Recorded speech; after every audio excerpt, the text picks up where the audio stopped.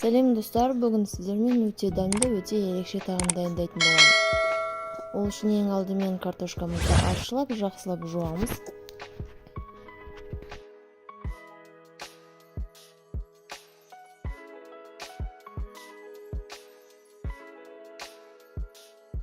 Алдымен екі картошкамызды ғана тураймыз.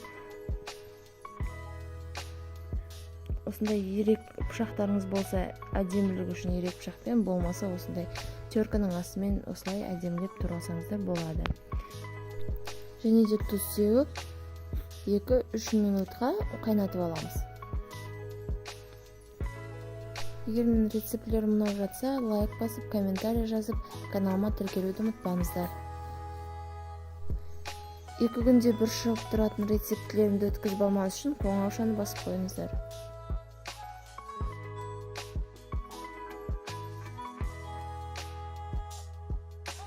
Енді сәбізімізді, картошкамызды осылай 4 бұрыштылап, және де капустамызды турап, өздеріңіздің қалауларыңызша лазы турасаңыздар болады.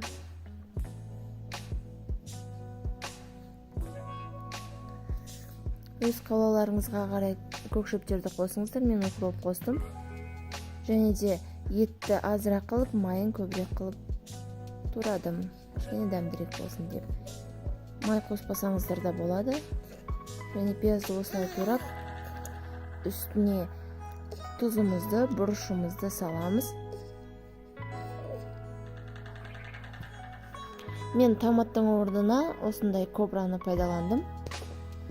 Кобраларыңыз болмаса, томат қолдануға болады.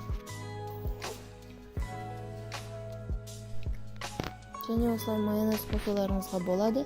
Егер қаламасаңыздар, оны қоспасаңыздар да өте дәмді болады.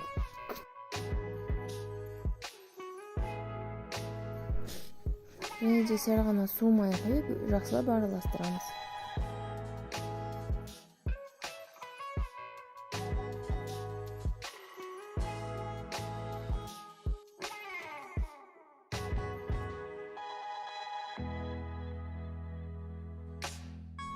Табағымыздың көлеміне қарай осы фольгамен 2 бөлікке немесе 3 бөлікке бөлулеріңізге болады. Менің табам үлкен болғандықтан 3 бөлікке бөліп, 2 бөлігін ғана қолдандым.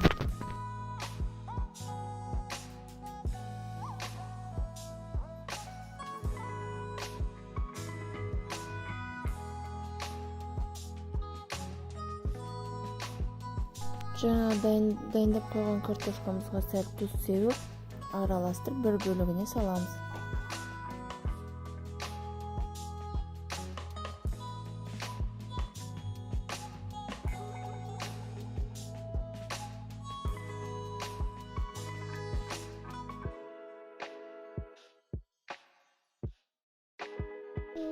Енді келесі бөлігіне осы тураған заттарымызды салып, 200 градусқа 40 минутқа духовкаға саламыз. Каналға тіркеліп, лайк басып, комментарий қалдыруды ұмытпаңыздар.